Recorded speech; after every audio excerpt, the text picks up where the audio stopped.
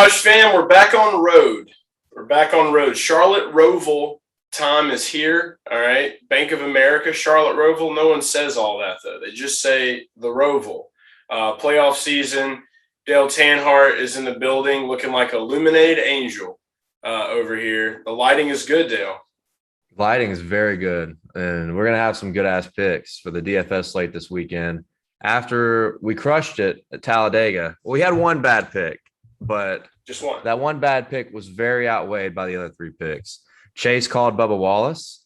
He called Joey Logano. Was that right? Joey Logano, Bubba Wallace. I couldn't remember if it was Brad or Joey because they both ran really well, and I was on both of them. And then Eric Jones, of course, that place differential potential. That's it. That's the new hit song. It'll be on their first album at some point in time when we drop it. It will make history.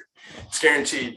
But yeah, it was a great race at Dega. We finished first overall out of the industry. That's the first time I think that the picks that have been on the video have actually got there, because usually those are just like the strategy races, where it's like it doesn't really matter who you pick. It's just about playing the numbers.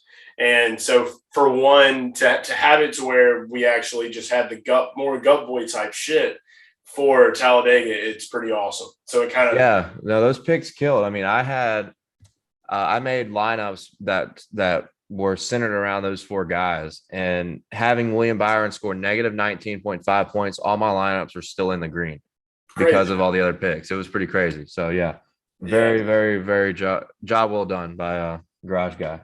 Let's go. All right, so let's do it again. So this is one of my favorite races on the schedule as well. I've become way bigger of a road course guy this year, just strictly due to the amount that have been injected into the season. So I'm really excited to get back towards next season so we can watch all those other ones unfold. But this is the last road course race. This is – things are getting into the thick of things, all right? The cutoff races are coming. So and I believe that this will move us into the round of 8 after this race, correct? Right. Christopher Bell, Kevin Harvick, William Byron, and Alex Bowman are all outside the cut line. Kevin Harvick's the closest. He could point his way in. Christopher Bell's more of a stretch in that regard. And then Byron and Bowman will have to win if they want to advance to the next round. They are in a must-win situation. Both guys run decent here. So, it's going to be a fun weekend. It's always a very exciting cutoff race. Yeah, having those two guys, especially being in the Hendrick stable, they're going to be real fast probably, and they're going to want to show no mercy. So could result in some crazy wreckage that can also result in a wild race in general. So having these guys in that situation, if it was anybody else, I'd probably be like, whatever. But because it's these guys with the equipment we know that they possess, that's what makes it spicy. And then Kyle Busch is right there in 8th. So, I mean, one bad run for him and a good run for one of these guys down here on the bottom, and that just puts him right there in shit. So some tough areas, some tough things to look at. So you got to keep an eye on those as well. And obviously, Dale will have his betting cards situated for the weekend, and then we'll all have our bets ready to go for Sunday. But for now, let's go ahead and start getting ready to construct these lineups. Let's figure out how we're going to do it. I don't think that we can start this show, the first pick of this show, without it being something that probably gets old to talk about, boring, but history shows us that this is the way we should go. And I'm not going to deter from that just yet. He's the favorite on all the sports books. He is the son of Bill Elliott, a.k.a. Bill's boy. Okay, it's Chase Elliott, and he is 10-7 on DraftKings. So he's got the big 10-7, not even the most expensive play on DraftKings, with AJ Almondinger being starting 33rd and being like 11K. Who wants to do that when you can just get the guy that's probably going to win the race, statistically speaking? The guy that's going to win for 10-7. We all like Chase. I think that you're a fan of Chase Elliott here as well. We've seen what he can do. Not much more that we need to pour into it other than our opinion. Yeah, and 5 road course races this season, 4 top 5s. Really his only competition has been Kyle Larson. Sneak peek, probably going to be talking about some Larson too. But 2 wins, 4 top 5s. He's the road course ace. They Hendrick Motorsports and that number 9 team give him the best car, or the first or second best car every single road course race. He's a 2-time defending winner of this race as well, even after he crashed into the, what do they call it? The heartburn turn. Turn. Yeah. Crashed, fixed his car up, and he still flew right through the field and won. The guy's just a road course ace. He's the guy to beat. As you said on DraftKings Sportsbook, I think he's plus 220, which is pretty insane. But with his road course dominance, historical road course dominance, it's just on another level when you compare it to guys like Jeff Gordon, Tony Stewart.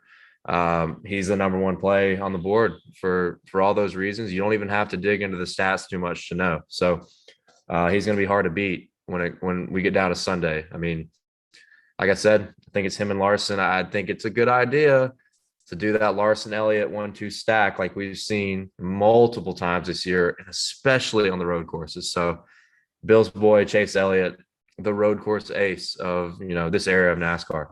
We'll just take course out of it and like road, and we'll just call him the race. He is the race at road course races. Is the race. Around it. So you're already talking about Larson. You want to just go ahead and introduce him because he's the next guy. Just move right into it. I love Larson this week in all aspects because the books are going to undermine him a little bit because Chase Elliott's enhanced odds because of his road course dominance. But if you really look at the numbers, as I'm switching right here, Kyle Larson has had more speed than Chase Elliott on almost every single road course this year, with the exception of Road America. When Road America, he got spun out by Bowman. He was like a 6th to 8th place car. Elliott was faster there. Larson was better at the Daytona road course before he wrecked, when he was the fastest car on the track. He was better at Sonoma. He was better at Austin. He was going to catch and beat Elliott, but the rains came and it was the track was flooded. So they called that race early. He was better at the Indianapolis Grand Prix, which shit hit the fan, went crazy. And obviously we know how that race turned out with AJ Almondinger. And then Watkins Glen, he was better. Chase Elliott was super fast, had to come all the way from the back. But when he had a chance to reel in Larson, at the end, Larson was pulling away. So I absolutely love Kyle Larson. He's been good here in the past too. He's led a lot of laps at the Roval with Ganassi. So to me personally, like, I think as we talked, Chase Elliott is the top play on the board. But personally, in my opinion, I think Kyle Larson is the top play on the board because this is one of those rare weeks where the books and the DFS slate will undermine him because it's all about Chase Elliott.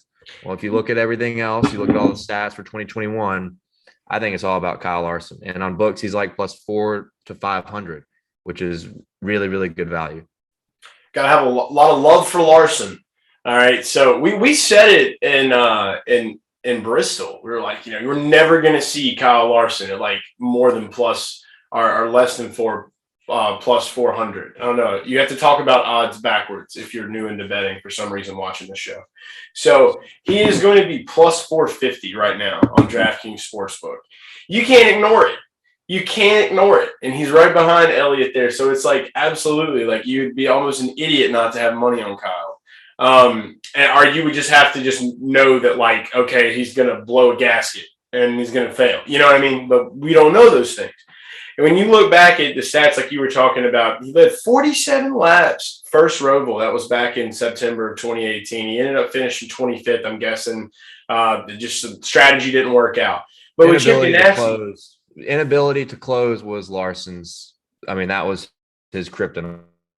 That was the number 42. That shit is obviously off the table now. Yeah, the number 42 is gone. Hello 5. Okay, so we'll keep it there. But yeah, he's ran 2 races here. Like you said, I think you've pretty much said everything that needs to be said about Kyle. He's just proven what he can do this year. And looking at price-wise, you're going to be wanting to have, like 1 or 2 guys that are going to be in that really, high-numbered area. So I don't mind going up and spending 10.3K on Kyle. And that's literally what I'm looking at right now. He's starting in P10. Elliott's in P8.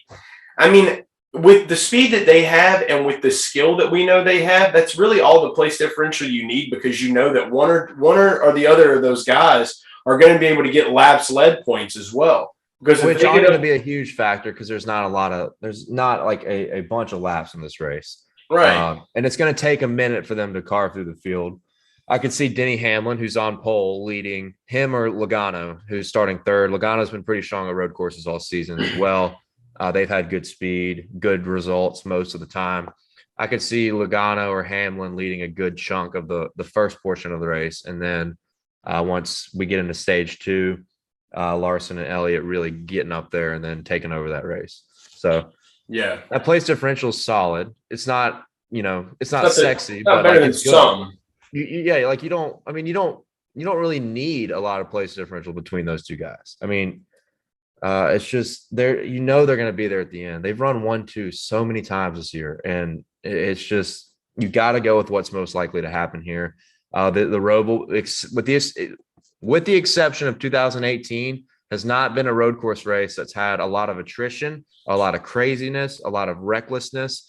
It's been pretty reserved in the Cup race regarding a lot of wrecks and unpredictability. So I think you really got to go with what's most likely to happen. Honestly, on DraftKings, if you can, I think that you can use like an odds boost. I would just odds boost Chase Elliott, get him right at the range that Larson is, and take both of them and just hammer them, and you'll probably win. Yeah, shit ton. But you know what DraftKings needs for those two guys? Separation differential.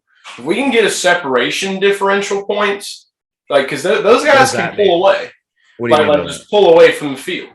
Oh yeah, okay, yeah. Margin of victory, yeah. Margin. Right. We need car length points. Like that's what we need right there. How many car lengths ahead? That's pretty complex. I don't know. Yeah. I'd love that. Maybe we'll talk about it one day when we have our own. Good thing I'm a scientist. I just gotta go buy my lab coat and tell a bunch of people I don't know, and they'll believe me. Guaranteed. There you go. All right. So that's our first two guys. And we're gonna get hungry at some point during this race. Luckily, we have Hooters. Shout out to Hooters, by the way. Right now, if you go over to Hooters.com or you go download the Hooters app, all right, you can save $10 off any order, $30 or more, by using promo code Garage Guys. I keep looking at this shirt just because it's great. I don't know a lot of people that have the Daytona Beach OG Hooters shirt other than Dale and I, but maybe you could save that $10. Look, he's got shades. All right, you save that $10. You go buy you a cool retro Hooters shirt with it, or go buy some cool Hooters shades to go over your makeshift gargoyles. Okay, Oh wait, fine print. Did we do fine print? Oh yeah, no, fine print guy. You gotta go. Valid at participating locations for delivery and carry out orders only. Save yourself some $10. Enhance your race day or game day. Okay. And speaking of enhancing, look, the Talladega Drive to Survive. We got one more giveaway to enhance your closet, your merch closet, and maybe your belly, because a gift card to Hooters is included, and these sunglasses and a Hooters racing hat. The final giveaway is between Coleman Cost and Tom Miller. Okay. These guys, I think, had David Starr in the Xfinity race, who finished dead last. So Make sure you give a shout out to David Starr when you're thinking Hooters. So one of you two guys is going to win the final drawing for the Hooters prize pack. Here we go. Drum roll. I can't see a damn thing. Tom Miller. Congratulations, Miller. It's Miller. It's Miller time. Tom Miller, congratulations. You have won the final Hooters prize pack drawing. That comes with Hooters shades, a Hooters racing hat, and a Hooters gift card. Congratulations. Let's give a round of applause. Shout out to the Hooters. Also, a round of applause to Coleman, who bagged some cash because of David Starr. So, honorable mention there. Talladega was fucking awesome. I'm so happy for all the people that won. Can't wait for Daytona. We're going to do it big. Deltona. Say it right. Say it right. It's Deltona. We already called it Deltona. Do we go back to Deltona? Or it never changes now. It's always Deltona. Hey, it's too early to make that decision. I love Deltona, though. I'm not saying I'm not going to call it Deltona. We'll figure it out. We'll get that one DJ that does Deltona to come and actually DJ the Deltona. All right. There you go. Do that. All right. Well, let's get back to some DFS picks. Next guy we're going to move away from the Chevy camp that we have been high hoisted on for the first two picks. We're going to move over to the Fords and go down into the mid-tier price range. Got to talk a little bit about another chase. Seems like chases are big. So big chase energy this weekend. Only one other chase in the Cup Series and it's Chase Briscoe. He's 7.6K on DraftKings. He's starting in P22.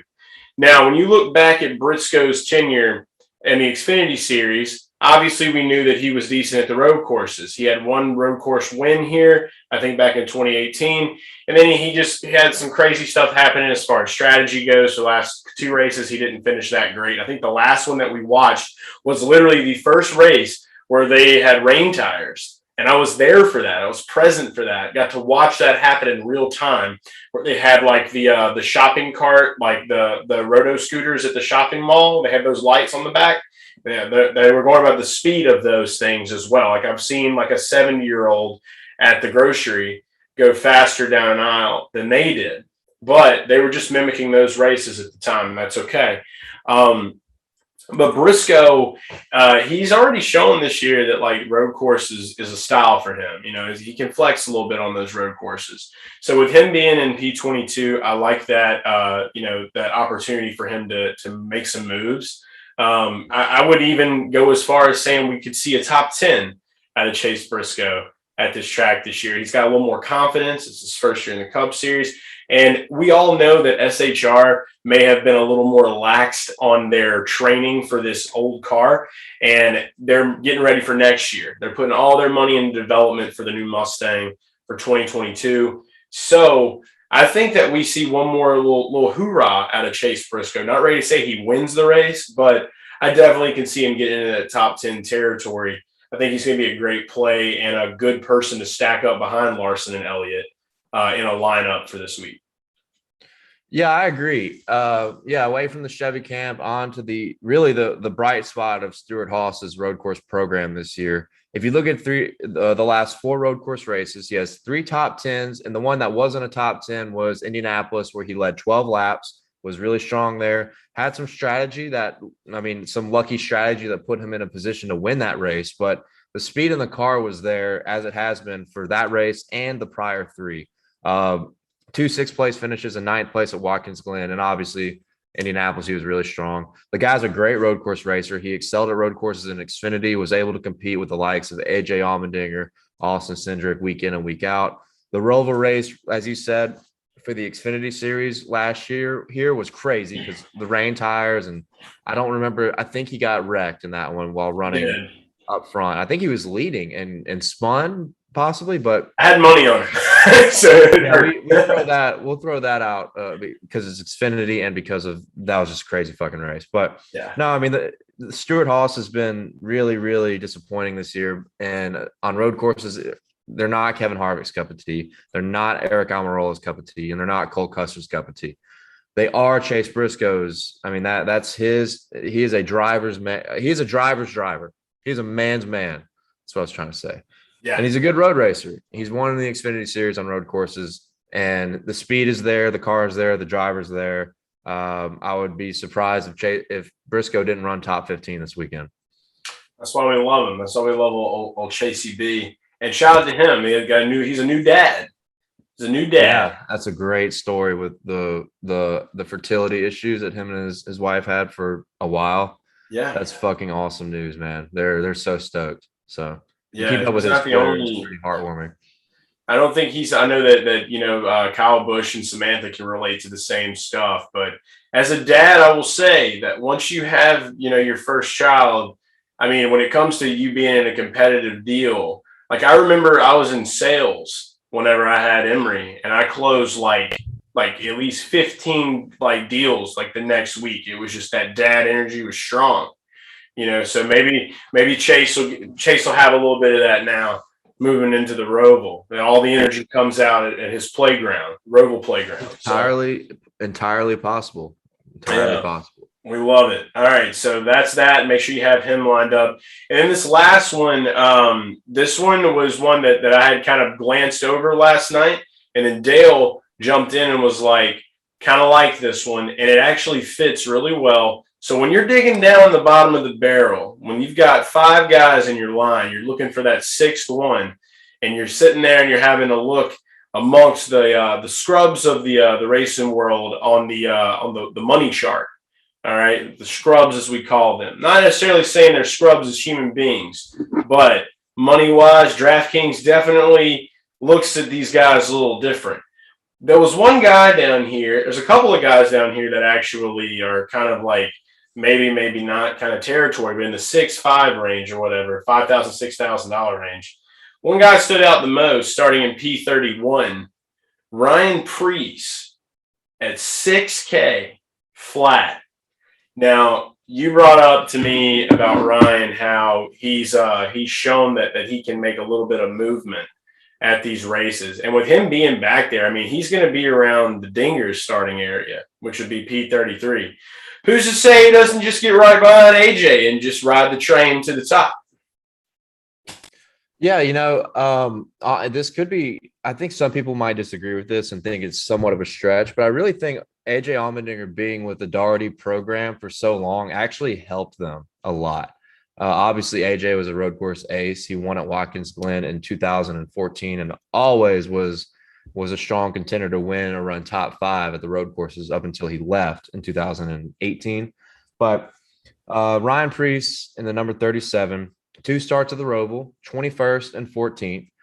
This season, if you exclude Road America, where he blew an engine, which is just one of those bad luck deals, blew an engine super early in that race. If you exclude that race, he has an average finish of 21.6, I believe. So, I mean, just right there is enough. If he's starting P31 and he runs 20th, 21st, 22nd, he's already a super valuable punt play right there because he's starting 31st. He's only $6,000. It's going to be tough finding somebody in that range with him. Corey LaJoie's, I think, starting a little too high. Bubba Wallace doesn't have the road course results. Priest, man, I think he's a sneaky option as a really good punt play, and the statistics back it up. He's been top 28 in every road course race this season except for that blown engine at Road America, and that includes a top 10 at the Daytona road course. So I think and actually I'm wrong about that. He finished 35th at I think that was at Austin. He finished 35th somewhere. Yeah. Oh no, he finished 35th at Indy, which was a shit show. I think he was involved in one of those massive wrecks. But even with that 35th place finish included in that average, when excluding Road America, average of 21.6. So yeah, he finished finished 14th. I think it's a 14th. solid play.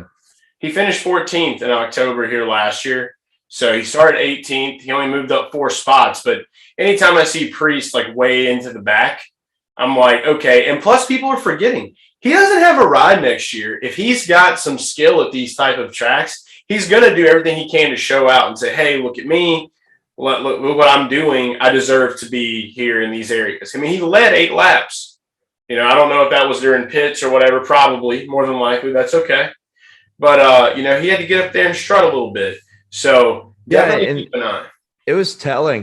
When he wrecked that final caution at Talladega, I mean, he brought it up in his interview, his post-race interview. He was like, you can just tell he's got that chip on his shoulder. He's trying to prove that he belongs. And he said, he literally said, like, maybe not literally, but close to the quote, he said, no matter what I drive, I can win races. He brought that up in some part of his interview, and I thought that was interesting.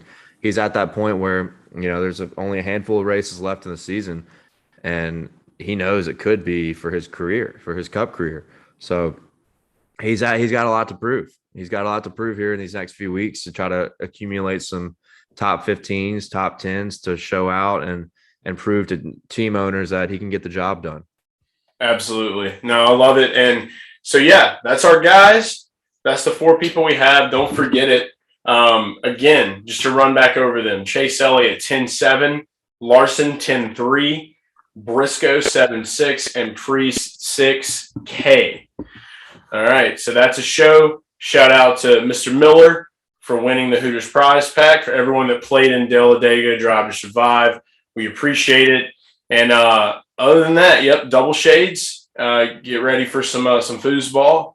Whenever you see this, I want everybody who sees this, if you participated in anything Hooters related this weekend, whether or not it was the Talladega Drive to Survive or our Hooters Tail Greeter Garage Guys Dega Party, I want you to just thank Hooters. I want you to just go on Twitter and just say, fucking thank you, Hooters. You don't have to say fucking, but just say thank you because they fucking kill it this weekend. Yeah, they did. Yeah, we're going to do double shades. I can't see a damn thing, but yeah, Hooters is the shit, man. Thank We them. love them. Every week, week in and week out, just the support for the garage guys is unmatched. Greatest partner in the universe. Okay. Hands down guaranteed. Takeout delivery. Just one more time, $10 off any order, $30 or more using promo code Garage Guys on the Hooters app, Hooters.com. Do it. Just do it. Valid participating locations for delivery or carryout orders only. I fine printed it. Signed, sealed, delivered. It's the Garage Guys. It's the Garage Guys. It's the Garage Guys. It's the Garage Guys. It's the Garage Guys. It's the Garage Guys. It's the Garage Guys. It's the Garage Guys.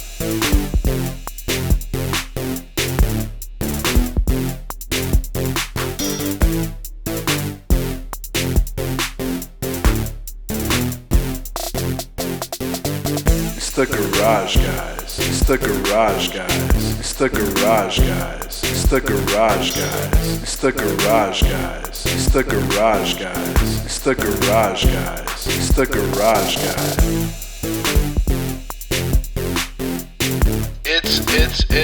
It's the Garage Guys.